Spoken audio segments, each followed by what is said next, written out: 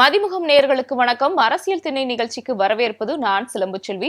இன்று நம்மளோடு இணைந்திருக்கிறார் பத்திரிகையாளர் சுமன் கவி. இந்த வாக்கு முறையில் இருக்கக்கூடிய இந்த வாக்கு பெட்டியில் இருக்கக்கூடிய சந்தேகம் என்பது கிட்டத்தட்ட ஒரு 10 ஆண்டுகளுக்கு மேல எனக்கு இருக்குது. தேர்தல்ல தாவேகா ஜெயிச்சது காரணம் இவிஎம் மிஷின் மோசடி. திரைப்படத்தை ப்ரமோட் பண்ணுவாங்கல்ல, அதே மாதிரி விஜயை ப்ரமோட் பண்ணாங்க. உங்களுக்கு அவுட் ஆஃப் கண்ட்ரோல் தான் அப்படின்னு சொல்லி ஸ்டாலின் அங்கிளை சொன்ன நீங்க மோடி அங்கிள்னு பேச முடியுமா? ஒரு லாட்டரி திருடன், ஒரு பிளாக் டிக்கெட் திருடன்,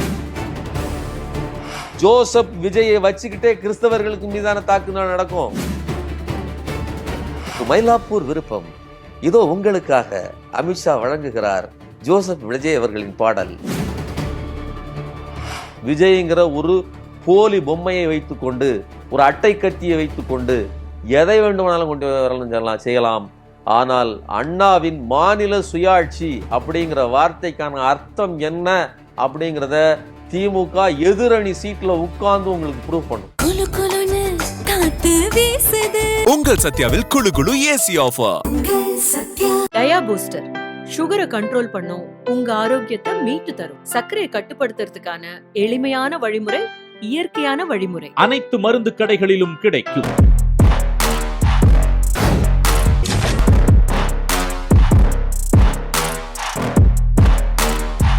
வணக்கம் சார். வணக்கம். 2026 சட்டமன்ற தேர்தல் விறுவிறுப்பா நடந்து முடிஞ்சு அதுக்கான தேர்தல் முடிவுகளும் வெளியே வந்துருச்சு. தாவேகா பெரும்பான்மையா வெற்றி பெற்றிருக்காங்க, திமுக எதிர்கட்சியா வந்திருக்காங்க. சோ 2026 சட்டமன்ற தேர்தல் முடிவுகளை நீங்க எப்படி பாக்குறீங்க? 2026 சட்டமன்ற தேர்தல் முடிவுகள் அப்படிங்கிறது மக்களின் தீர்ப்பு. மக்கள் என்ன தீர்ப்பு அளித்திருக்கிறார்களோ அதை நாம் மனப்பூர்வமாக ஏற்றுக்கொள்ள வேண்டும். அதுதான் தார்மீக கடமை. அதுதான் தேர்தல் முறைக்கும் தேர்தலுக்கும் நாம் கொடுக்கிற, அந்த வாக்களித்த மக்களுக்கு கொடுக்கிற மரியாதை, இந்த ஜனநாயகத்துக்கு காட்டுகிற ஒரு மரியாதை. அதுதான் ஒரு நேர்மையான நடைமுறை அப்படின்னு சொல்லி அதை சொல்லலாம். அப்படி சொல்றதா இருந்தால் அப்படிப்பட்ட நேர்மையான, அதாவது மக்கள் மட்டுமே வாக்களித்து மக்கள் நேரடியாக போய் போட்ட வாக்குகளால் மட்டும்தான் இது தீர்மானிக்கப்பட்டிருக்கிறதா அப்படிங்கிற கேள்வி இல்லாமல் இருந்ததுன்னா, சரியா உண்மையிலேயே மக்கள் போட்ட வாக்குகளை எண்ணித்தான் சொல்லியிருந்தாங்கன்னா நாம் அதை சொல்லியிருக்க முடியும். ஆனால் இந்த வாக்கு முறையில் இருக்கக்கூடிய, இந்த வாக்கு பெட்டியில் இருக்கக்கூடிய சந்தேகம் என்பது கிட்டத்தட்ட ஒரு 10 ஆண்டுகளுக்கு மேலே எனக்கு இருக்குது.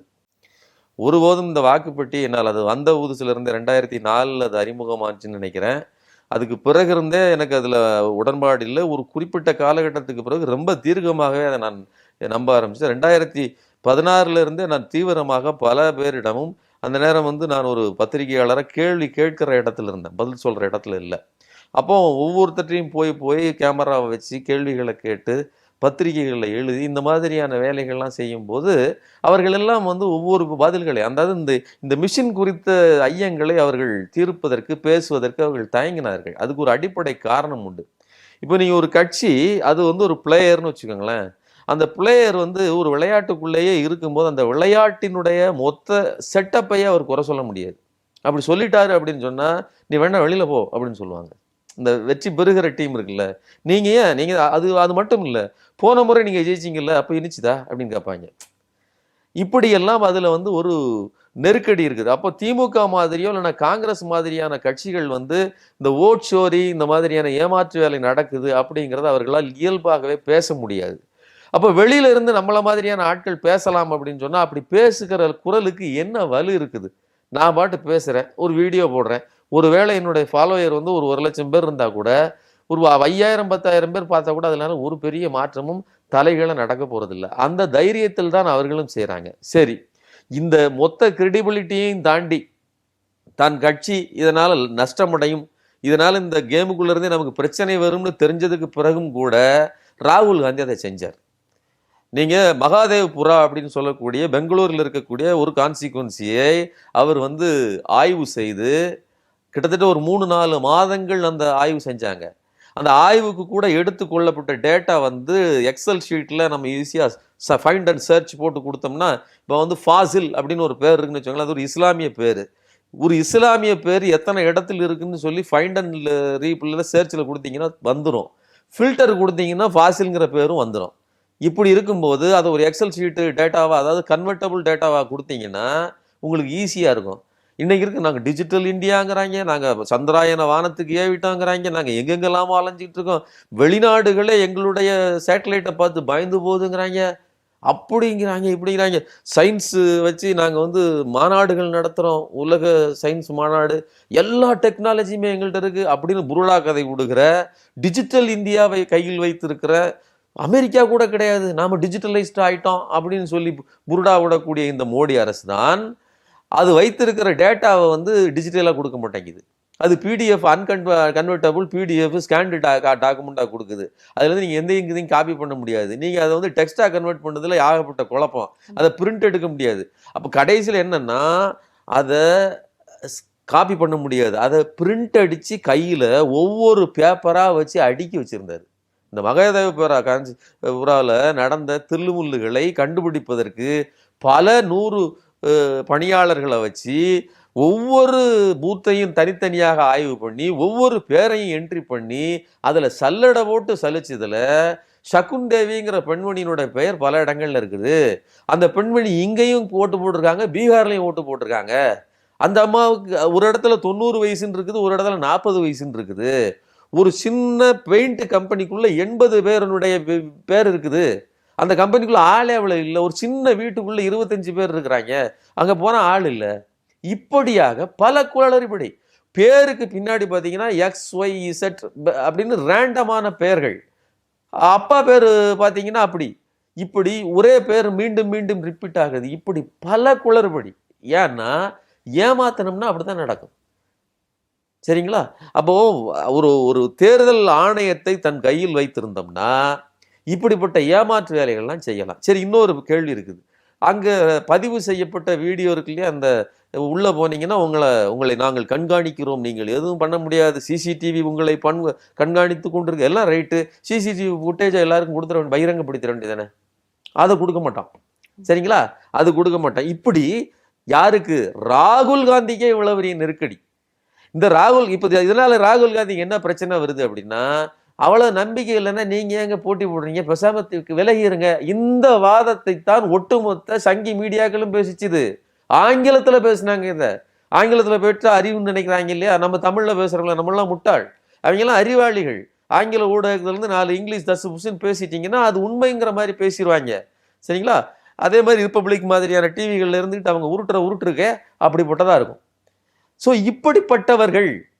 இன்னொன்று, இந்த தேர்தல் ஆணையம் யாருக்கு கட்டுப்பாட்டில் இருக்குது?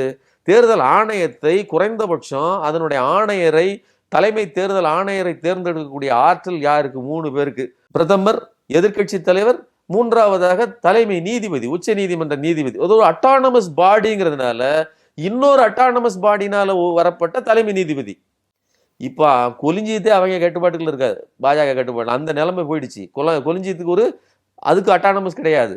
இப்போ தலைமை நீதிபதிங்கிற இடத்தையே காலி பண்ணிட்டு தங்களுடைய கட்சியிலேயே ஒரு அமைச்சர் அவரு போட்டா போதும். அதான் இப்போ பாஜகவுக்கு 2 ஓட்டு, காங்கிரஸுக்கு 1 ஓட்டு. இவர்கள் சேர்ந்து தேர்ந்தெடுப்பானா யார் தேர்ந்தெடுப்பாங்க? 2/3 மெஜாரிட்டிங்கிறாங்கல்ல, அங்க 2/3 மெஜாரிட்டியை ஈஸியா உருவாக்கியாச்சு. ராகுல் காந்தி, மோடி, அமித்ஷா. இப்ப மோடி, அமித்ஷா 2/3. இதை வச்சாச்சுன்னா ஞானேஷ்குமார் வந்துடுவார். இந்த கணக்கு கழிச்சு பார்த்தீங்கன்னா ஞானேஷ்குமார் வந்துடுவார். இந்த ஞானேஷ்குமார் வச்சது தான் இனிமேல் நீங்க ஞானேஷ்குமார் யாருடைய, அப்போ ஞானேஷ்குமார் யாரால் பணிக்கமர்த்தப்பட்டவர்? அந்த 2/3 மெஜாரிட்டியால் பணிக்கமர்த்தப்பட்டவர். அந்த 2/3 யார்? அந்த 2/3 தான் மோடி, அமித்ஷா தான். அப்போ இவர்கள் பேச மாட்டாங்க, இவர்கள் சத்தம் போட மாட்டாங்க, அவர்கள் வேலைகள். ஆனால் மிஷின், ஒரு மிஷினரி, அது ஒரு இயங்கும். அதற்கு தலை கிடையாது, கால் கிடையாது. அதை நீங்க எங்கேயும் போய் குறை சொல்ல முடியாது, எதுலையும் போய் இது பண்ண முடியாது. கார்பரேட் நீங்க எங்கேயாவது போய் சொல்ல முடியுமா? ஒரு பொருளை தப்பாயிடுச்சிங்க, நீங்க போய் சண்டை போடுறீங்கன்னு வச்சுக்கோங்களேன், சேல்ஸ்மென்ட்டை தான் சண்டை போடுவீங்க. வித்தவன் ஓனரு எங்கேயோ இருப்பான், அவன் எங்க இருக்காது. அந்த ஒரு மிஷினரி, அதுக்கு முகம் கிடையாது. ஒருவேளை நீங்க ரிட்டர்ன் கொடுத்தீங்கன்னா எடுக்க வர்றவன் ஒருத்தன், கஸ்டமர் கேர் திட்டுவீங்க, ஃபோன் பண்ணி திட்டு வாங்குறவன் ஒருத்தன். ஒரு 10 ரூபா பொருளையே ஒரு மிஷினரி எப்படி ஏமாற்றுகிறது? உங்களால நேரடியாக அதனுடைய முகத்தில் குத்த முடியாது. இந்த தேர்தல் மிஷினரியில நீங்க பாருங்க, இந்த அம்மா அர்ச்சனா பட்நாயக், அந்த அம்மா அவங்க ஒரு வடநாட்டில் இருந்து வந்தவர். இப்படியாக ஞானேஷ்குமார் இவர்கள் எல்லாம் சேர்ந்துக்கிட்டு உங்களுடைய லோக்கல்ல உள்ள ஆட்கள் தான் எண்ணுகிறார்கள் பாருங்கள், உங்க கண் முன்னாடியே நடக்குது அப்படின்னு நம்ம நம்ப சொல்றாங்க. ஆனா இப்போ நீங்க சொல்ல வர்றதுல இருந்து தெரிய வருது என்னன்னா, இந்த தேர்தல்ல தாவேகா ஜெயிச்சது காரணம் இவிஎம் மிஷின் மோசடி அப்படின்னு சொல்ல இவிஎம் மிஷின் மோசடி எப்படி நடக்கிறது அப்படிங்கிறதுக்கு முன்னாடி தாவேகாவுக்கு முதல்ல என்ன கெப்பாசிட்டி இருக்குது அப்படிங்கிறத ஒரு வேலிடேட் பண்ணிடுவோம். எடப்பாடி பழனிசாமிக்கு ஒரு 20% வாக்கு இருக்குங்கிறத நம்மளால, அதாவது பாஜக எவ்வளவு அடித்து நொறுக்கினாலும் அந்த வாக்குகள் அதுக்கு கீழ் போவதில்லை. அதே மாதிரி திமுகவுக்கு ஒரு ஹார்ட்கோர் வாக்கு வங்கி ஒரு 20% 25% இருக்குங்கிறதையும் யாராலும் ஒன்றும் பண்ண முடியாது. ஆனால் அந்த ஃப்ளோட்டிங் வாக்குகள் இருக்கு இல்லையா, அதை அப்போ அது போக இப்போ இந்த இது 20 இது 25 அப்படின்னா ஒரு 50 வந்துடுது இல்லை. இந்த ஃப்ளோட்டிங் வாக்குகளில் எதை எவ்வளவு விஜய்க்கு தள்ள முடியும், விஜயால் எவ்வளவு ஒரு ஹார்ட்கோரை வாங்க முடியும் ஒரு இது இருக்குது. அப்போ மிஷினை டேம்பர் பண்ணுறதுக்கு முன்னாடி இந்த சனாதன அல்லது இந்த வலதுசாரி ஊடகங்கள் என்ன பண்ணுது அப்படின்னா விஜயினுடைய பிம்பத்தை ஊதி பெருக்குகிறது. அவர் என்ன சொல்றாரு, முதல்ல ஒரு 5% 10% அப்படின்னு எல்லாரும் அவர் பேசிகிட்டே இருக்காங்க, விஜயை பற்றி பேசுகிறாங்க. சில ஊடகங்கள்லாம், தமிழ் ஊடகங்களே அதான் கதவு திறந்துட்டாரு, அது கார் வந்துருச்சு, அவருடைய டயர் சுத்துது காரில், அது கிட்ட ஒருத்தர் கொடி பறக்குது பாருங்க, அவரு கண்ணாடி பக்கம் உள்ள தெரியுது, கண்ணாடி உள்ள தெரியுது, ஆள் தெரியுறாரு, அது வாசல்ல இருந்து அப்படி வெளியில போறாரு அப்படின்னு ஒவ்வொன்றையும் அப்படியே கூஸ் பம்போட.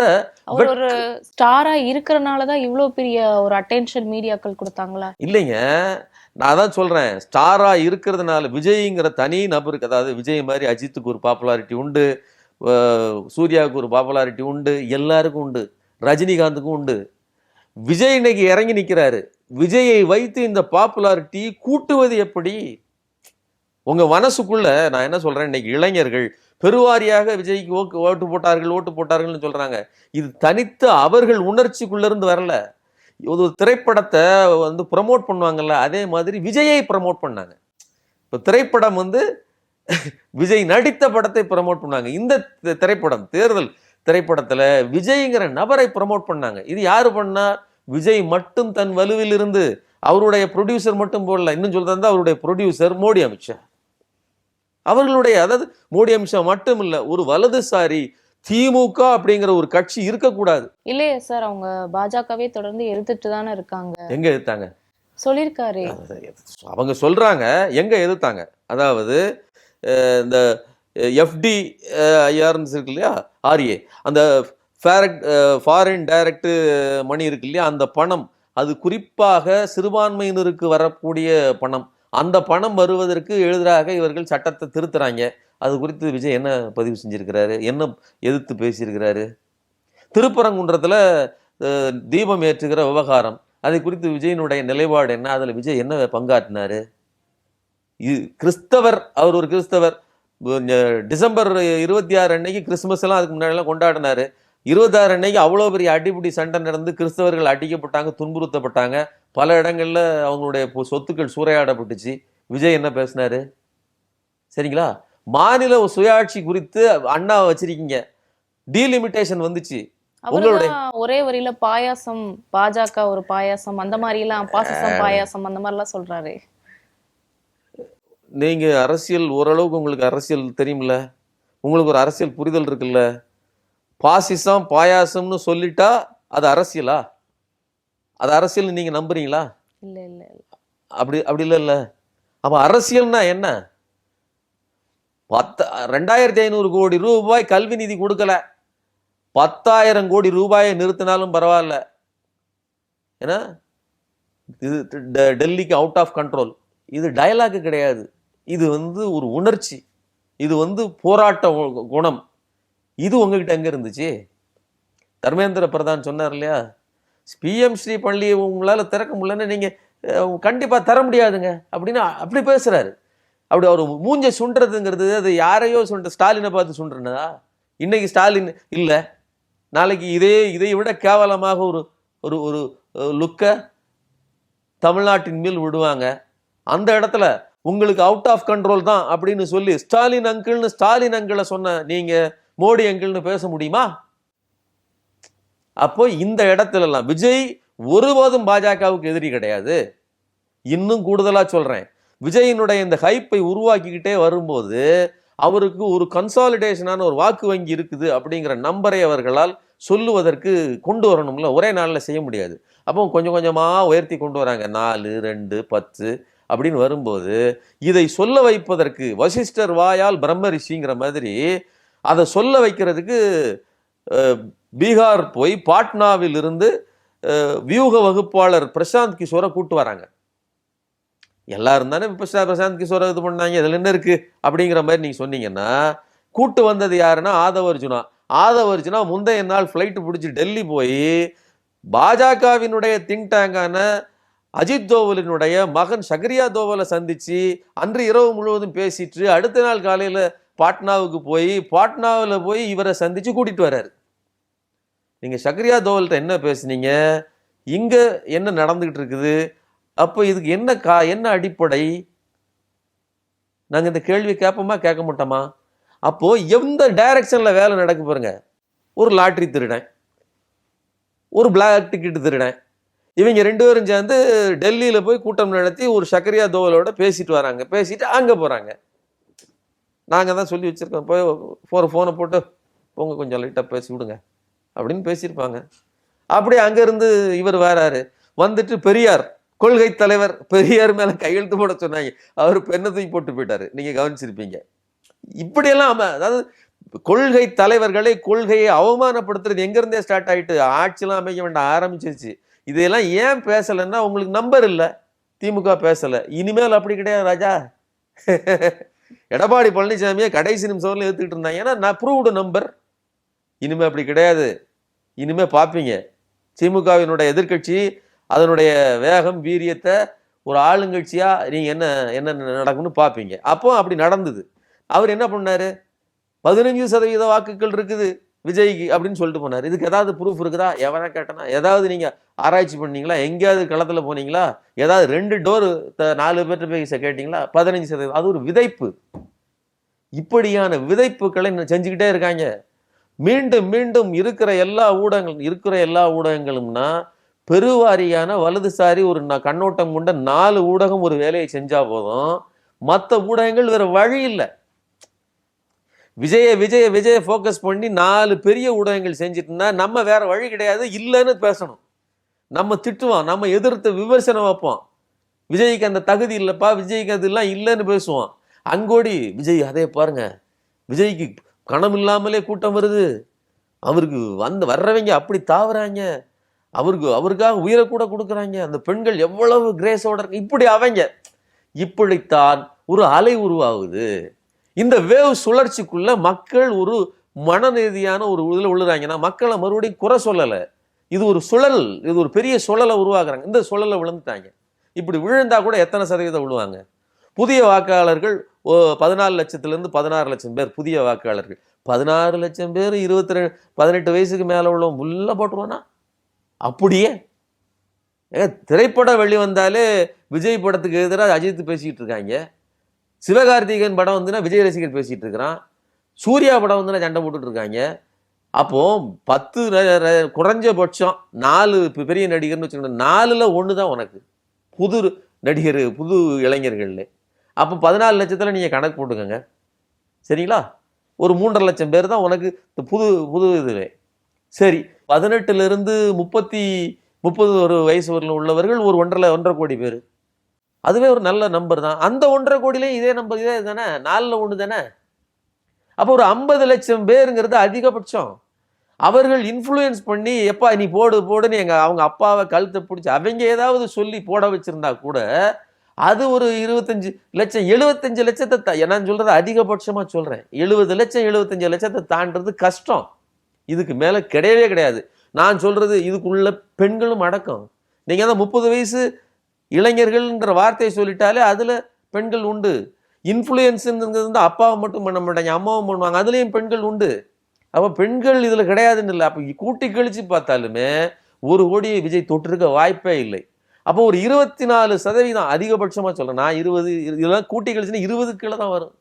24% வச்சுக்காங்க. அப்போ 10% எங்கே போச்சு?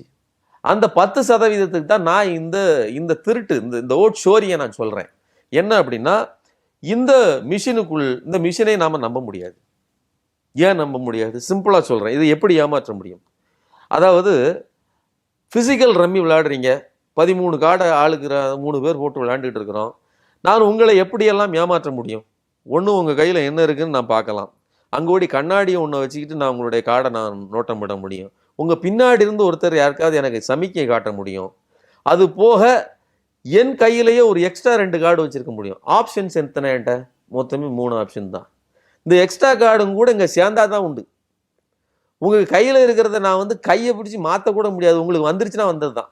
அப்போது என்னுடைய பாசிபிலிட்டி அப்படிங்கிறது வெறும் 10 to 5% தான் எக்ஸ்ட்ரா. அதாவது வெற்றிக்கான பாசிபிலிட்டிஸ் நான் தில்லுமுள்ளு பண்ணுவதற்கான பாசிபிலிட்டி வெற்றிக்கு இல்லை, வெறும் 10 to 5% தான். ஆனால் இப்போ டிஜிட்டலைஸ் பண்ணிடுவோம்.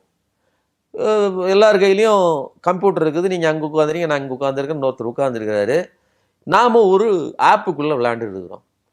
இந்த ஆப்புக்குள்ளே ரம்மி இப்போ போடப்படுகிறது. உங்கள் கார்டு என்னங்கிறதும் இந்த ஆப்புக்கு தெரியும், இவர் கார்டு என்னங்கிறதும் இந்த ஆப்புக்கு தெரியும், என் கையில் இருக்கிறது என்னங்கிறதும் அந்த ஆப்புக்கு தெரியும். இப்போ என்னையை ஜெயிக்க வைக்கணும்னு அது முடிவு பண்ணிருச்சு அப்படின்னு சொன்னால், வரிசையில் வர்ற கார்டு இருக்குல்ல, நான் 2வது கார்டு, அந்த கார்டை எடுத்து நான் இப்படி வச்சோம்னா எனக்கு சேரும். உங்களுக்கு நான் அப்புறம் 2வது கார்டு ஒன்று போடுவோம் இல்லை, அந்த போடுற கார்டு இப்படி போட்டேன்னு வச்சுக்கோங்களேன், அந்த கார்டு உங்களுக்கு சேராத கார்டாகவே மாறிடும். நான் போட்டது ஒரு வேளை 2 டைமண்ட் இருக்குன்னு வச்சுக்கோங்களேன், உங்ககிட்ட 3 டைமண்டும் 4 டைமண்ட் இருந்தால் கூட எங்களது 3 கிழவராக மாறி போகும். மாற்ற முடியாதா கம்ப்யூட்டர் ப்ரோக்ராமில்? இப்படி ஒன்றை செய்ய முடியும்னு சொன்னால், 2வது ரவுண்டில் என்னுடைய கையில் எதுவுமே சேராமல் இருந்தால் கூட அடுத்த கார்டு எடுத்தால் சேர்ந்துருங்கிற மாதிரி எல்லா கார்டையும் மாற்றி வர்ற கார்டை சேர்ற கார்டாக்கி ஜெயிக்க வைக்க முடியுமா? முடியாதா? முடியுதா? ஒரு ஒரு ஒரு ஒரு எந்திரத்தால் கண்டிப்பாக முடியும். ஒரு ப்ரோக்ராமால் முடியும். ஒரு ப்ரோக்ராமர்களுக்கு, ஒரு சாதாரண ப்ரோக்ராமர் இதை செஞ்சு விடுவான். இப்போ இந்த இடத்துக்கு வருவான். இப்போ ரம்மிங்கிற ஒரு எடுத்துக்காட்டுக்கு தான் சொன்னேன். இப்போ இந்த மிஷின் இருக்குது. இந்த மிஷினில் என்ன மாதிரியான இது நடக்கும்? நீங்கள் வரிசையாக நம்பர்கள் இருக்குது, ABC அப்படின்னு 3 நம்பர் இருக்குது. நீங்கள் ஏக்கு பட்டனை அழுத்துறீங்க. ஏயோட பிரிண்ட்டு விவி பேலட்டில் விழுந்துருது. பிரிண்ட் அழுத்துற பட்டன் பேலட்லேயும் விழுந்தது. ஆனால் ரேண்டமாக 5 வாக்குகள் இல்லை 4 வாக்குகளுக்கு ஒருக்கா அது சிக்கு போய் சேர்ந்துடும், சியோட பாக்கெட்டுக்கு போயிடும்னு ப்ரோக்ராம் பண்ணப்பட்டிருந்தால் அந்த ப்ரோக்ராமை உங்களால் எப்படி கண்டுபிடிக்க முடியும்? சரி, இதுக்கு இன்னொரு பதில் சொல்லுவாங்க இந்த தாவேக ஆதரவாளர்கள் எல்லாம். அதுக்குத்தான் முதல்லையே எல்லா பிஎல்ஏக்களையும் கூட்டிகிட்டு பாருங்க, நாம் செக் பண்ணி பார்க்குறோம் அப்படின்னு சொல்லி இது உழுதா அப்படின்னு சொல்லுவாங்க. ஆனால் அதனுடைய அந்த டெஸ்ட் இருக்குல்ல, அதனுடைய அறிவிப்பே கூட 1 மாதத்துக்கு அப்புறம் தான் தெரியும். அதெல்லாம் கரெக்டாக தாங்க இருந்தது மிஷின் அப்படின்னு ஞானேஷ்குமாரோட டீமு சொல்லிடும். அப்போ அதுவே ஒரு கண் துடைப்பு. சரிங்களா? இன்னொன்று, பேலட் பேப்பரையும் பதிஞ்ச வாக்குகளையும் எண்ணுவதில் என்ன சிக்கல்? அதுக்கு தீர்ப்பே இருக்குது. உச்சநீதிமன்ற தீர்ப்பு 2013 உங்களுக்கு எதிராக இருக்குது. தாராளமாக நீங்கள் 2 பக்கத்தில் இருக்கக்கூடியது எண்ணலாம். அப்படி எண்ணுனீங்கன்னா என்ன நடக்கும்? இந்த சைடு 1,00,000 வாக்குகள் பதிவாயிருக்கு அப்படின்னா பேப்பர் இருக்கும், இந்த சைடு டிஜிட்டல் நம்பர் இருக்குதும், டேலி ஆயிரும். டேலின்னு சொல்லி நீங்கள் அக்கௌண்டன்சி படிச்சிங்கன்னா ஈஸியாக அந்த டேலி முடிஞ்சிடும். அதிகபட்ச வித்தியாசம் 1-2 வேணா இதெல்லாம் செதறலாம். நீங்கள் இந்த பணத்தை எண்ணுவீங்களா, ஃபிசிக்கல் மணி எண்ணுறதுக்கும் மிஷின் எண்ணுறதுக்குள்ள வித்தியாசம் இருக்குல்ல, அந்த மாதிரி ஒரு பேப்பர் வேணா மிஞ்சலாம். ஒட்டுமொத்தமாக வரப்போகுது. அப்போ இந்த பேப்பரை எண்ண முடியாது, எண்றது கிடையாது அப்படிங்கிறத வலுக்கட்டாயமாக செய்வதன் விளைவு என்பது திட்டமிட்டு செய்வது. சரி, இன்னொன்று வரேன். ஒருவேளை நீங்கள் தான் ஒரு 10 நீங்கள் ஒரு டெஸ்ட் பண்ணுறீங்களா, அது உங்கள் கண் முன்னாடியே செஞ்சு காட்டுறேன், இப்பவுமே காட்டுறேன்னு சொன்னா கூட 110வது வாக்குல இருந்து இந்த ரேண்டமைஸ் வரும் அப்படின்னு ஃபிக்ஸ் பண்ண முடியாதா? அப்போ 40% வாக்குகள் திமுகவின் வாக்குகள்னு சொன்ன 41%. போன MP எலெக்ஷன்ல 46%. அதுக்கு முன்னாடி 2021 45%. சரிங்களா? 2024 46. நான் 41 வச்சுக்கிட்டேன். ஏன்னா விஜய் வந்திருக்காப்புல, இன்ஃப்ளூயன்ஸ் இருக்கும், அதெல்லாம் போகும், எல்லாம் ரைட்டு. 41 வச்சுக்கிட்டேன். இந்த 41ல் 10% வாக்குகள் விஜய்க்கு வந்திருக்குது. அதனால தான் அது 24.5 34 24.8 34.8 மாறி இருக்குது. சீட் கன்வர்ஷன் நடந்திருக்குது. இதை இப்படியே மாத்துங்க. நான் சொன்ன மாதிரி இந்த மாதிரியான எதுவுமே நடக்கலை, டேம்பரிங் நடக்கலை, இந்த 10% திமுக கையில் இருந்துன்னா எடப்பாடி பழனிசாமிக்கு ஆஸ் யூஷுவல் நம்பர் அதுதான் கிடச்சிருக்கும், அதாவது பெர்சன்டேஜ் அதுதான் கிடச்சிருக்கும். ஆனால் சீட் கன்வர்ஷனாக இருக்காது. விஜய்க்கு ரொம்ப கம்மியாக 24 தான் வந்திருக்கும், 24.5 வந்திருக்கும். விஜய் கூட ஜெயிச்சிருக்க முடியாது. 24.5ல் ஒரு சீட்டு கூட நீங்கள் ஜெயிக்க முடியாது. ஆனால் 41.5 3 போட்டியாளர்கள் வலுவான போட்டிங்கும் போது கண்டிப்பாக திமுக ஸ்வீப்பு 210 215 கூட ஜெயிக்குவதற்கான வாய்ப்பு உண்டு. அது நடந்திருக்கிறது. சரிங்களா? அப்படி நடக்கலைன்னா இவ்வளவு பெரிய மாற்றத்தை விஜய் சந்தித்திருக்கவே முடியாது. அப்போ நீங்க சொல்லவதுல இருந்து தெரிய வர்றது என்னன்னா, கொளத்தூர் தொகுதியில ஸ்டாலின் அவர்கள் தோத்ததுக்குமே இவிஎம் மோசடிங்கிற மாதிரி தான் சொல்ல வரீங்க. அதாவது நான் இப்ப அதுதான் சொல்ல வரேன். ஒரு ரம்மி விளையாட்டை சொல்லும் போது ஒரு கார்டை மாற்ற முடியும், கீழே இருந்து வர்ற கார்டையும் மாற்ற முடியும், உங்க கையில் இருக்கிற மொத்த நம்பரையுமே ஷஃபில் பண்ண முடியும், உங்களை அடுத்த கட்டமா ஜெயிக்க வைக்க முடியும். எதுவுமே செய்ய முடியும்னா அன்புமணி அவர்களுடைய மனைவி சௌமியா அன்புமணியை முந்தின தேர்தலில் தோல்வி, 2வது நின்று ஜெயிக்க வச்சாச்சு. தேவையான நபர்களை செவிக்க வைக்க முடியும். நீங்கள் யூ கேன் நெவர் எவர் அப்படின்னு சொன்னாரு. என்ன சொல்றியா? இப்போ நெவர் எவர் இல்ல, now I will prove it அப்படின்னு சொல்லி அமித்ஷா சொல்லிட்டு போறார். இந்த திமுக ஆட்சி அகற்றப்படும், தூக்கி வீசப்படும்னு அமித்ஷா 6 மாதங்களுக்கு முன்னாடியே சொன்னார். கடைசி நேரத்தில் அவர் வரலை. ஏன்னா எல்லாம் தான் செட் பண்ணி முடிச்சாச்சே, நான் எதுக்கு வரணும்? அதாவது எல்லாமே ஆட்டோமேஷன் ஆனதுக்கு அப்புறம் எதுக்குங்க நான் உட்காந்து பழைய முறைப்படி நான் வேலை செஞ்சுட்டு இருக்கணும்? எல்லாம் அதன் வேலையை செய்யும். நான் ஒன்று மட்டும் சொல்றேன், பெரியாரின் சமூக நீதியை கூட நீங்கள் ஃபாலோ பண்ணாமல் போயிடலாம். நீங்கள் இந்தியை கூட எதை வேணாலும் திணிக்கலாம், நீங்கள் எதை வேணாலும் கொண்டு வரதுக்கு முயற்சி பண்ணலாம். விஜய்ங்கிற ஒரு போலி பொம்மையை வைத்துக்கொண்டு, ஒரு அட்டை கத்தியை வைத்துக்கொண்டு எதை வேண்டுமானாலும் கொண்டு வரலாம், செய்யலாம். ஆனால் அண்ணாவின் மாநில சுயாட்சி அப்படிங்கிற வார்த்தைக்கான அர்த்தம் என்ன அப்படிங்கிறத திமுக எதிரணி சீட்டில் உட்கார்ந்து உங்களுக்கு ப்ரூவ் பண்ணும். இன்னொன்று, இது நடந்த இதுலையுமே ஒரு நன்மையை நான் பார்க்குறேன். ஸ்டாலின் நெவர் எவர் டெல்லிக்கு அவுட் ஆஃப் கண்ட்ரோல் தான், எங்களை யாரும் வீழ்த்த முடியாதுன்னு சொன்ன அந்த வலி, அந்த வார்த்தையினுடைய வலி யாருக்கு தச்சோ இல்லையோ அங்க 2 சேட்டுகளுக்கு தச்சிருச்சு. இந்த நாட்டை பங்கு போட்டு விற்கிற, கூறு போட்டு விற்கிற 2 பேருக்கு தச்சிருச்சு. அவர்கள் திட்டம் போட்டாங்க, முடிச்சிட்டாங்க. நெவர் எவர் அப்படிங்கிற வார்த்தை அவுட் ஆஃப் கண்ட்ரோல் தான், உங்க அப்பாவே வந்தாலும் உங்களால முடியாது. இதெல்லாம் டயலாக் இல்ல, இது மாநில சுயாட்சி மீதுதான அந்த வேகம். இது நாளைக்கு தாக்குதல் நடக்கும். ஜோசப் விஜயை வச்சுக்கிட்டே கிறிஸ்தவர்களுக்கு மீதான தாக்குதல் நடக்கும். அப்துல் கலாம் வச்சுக்கிட்டு தானே அவங்க இஸ்லாமியர்களை தாக்குனாங்க. முர்முவை கையில வச்சுக்கிட்டு தானே பழங்குடியினர்களை தாக்குறாங்க. மணிப்பூர்ல ஊர்வலமே நடத்துறாங்க. ஸோ இதெல்லாம் இது என்னன்னா, விஜய்ங்கிறது ஒரு பொம்மை. இது கிறிஸ்தவர்கள் மேலே நான் குறை சொல்ல மாட்டேன், கிறிஸ்தவர்கள்லாம் வாக்கு போடல. ஒரு உளவியலுக்குள் உள்ள ஒருவேளை வாக்கு போட்டிருந்தா கூட அந்த உளவியலை உருவாக்கி இருக்கிறார்கள். அதுவும் சிக்கல் தான். அது ஒரு சனாதன கூட்டத்தின் சதி. இருக்கிற 4 ஊடகங்கள் 10 ஊடகங்களை வச்சு. இன்னொன்று சொல்றேங்க, நீங்க கேட்கீங்களா, அப்போ ஸ்டாலின் ஜெயிச்சது மட்டும் அப்படி இல்லை, ஒரு ஹங் அசம்பிளி வேணுங்கிறதே அவங்க விருப்பம். இப்படி வச்சுக்கோங்க, விஜய் ஸ்வீப்னு வச்சுக்கோங்களேன், சும்மா சொல்ல சார். ஆனா நீங்க ஹங் அசம்பிளின்னு சொன்னாலுமே இப்ப காங்கிரஸோடையும் பாமகவோடையும் பேச்சுவார்த்தை போயிட்டு இருக்கிறதாவும் ஒரு பேசுபொருள் இருக்கே. அதெல்லாம் சொல்றேன். இப்போ அதாவது ஹங் அசம்பிளி அப்படிங்கிறதே அவர்களுடைய விருப்பம் தான், மயிலாப்பூர் விருப்பம் தான். இது யாரு சார்? ஹலோ, நீங்கள் கேட்டவை நேயர் விருப்பம் முன்னாடி கேட்டீங்களா? அதே மாதிரி இது ஒரு மயிலாப்பூர் விருப்பம்.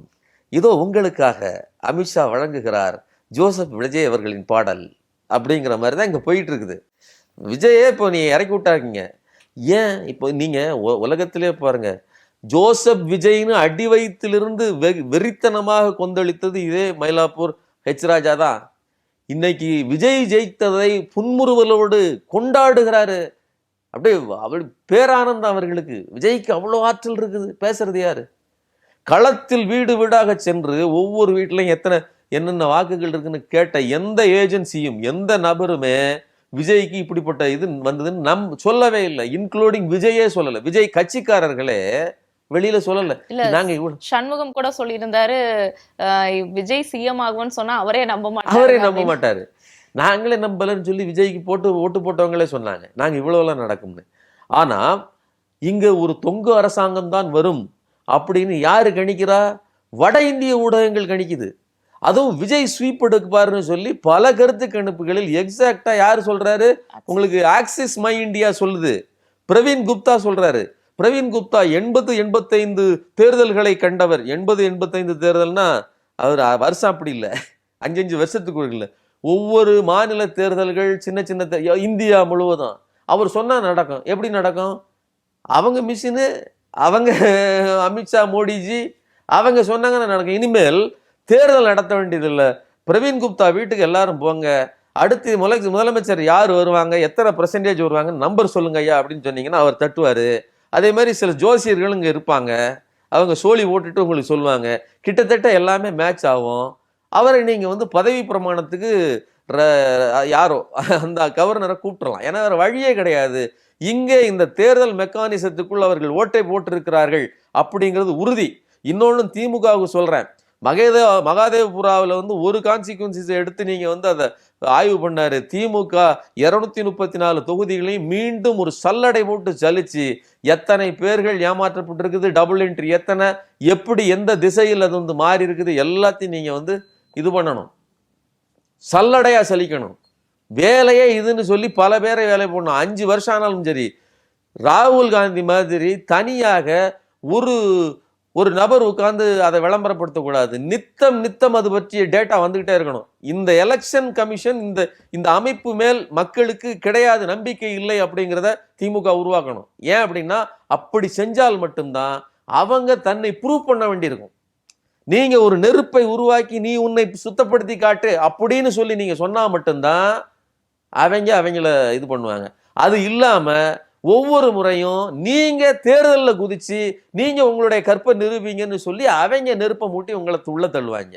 அதுல நீங்க பொசுங்கி தான் போவீங்களே தவிர அதுல நீங்க வெற்றி பெறுவதற்கான வாய்ப்பே இல்லைங்கிறது என்னுடைய கருத்து. இவ்வளவு நேரம் எங்களுக்காக பொறுமையா பதில் சொன்னதுக்கு ரொம்ப நன்றி சார்.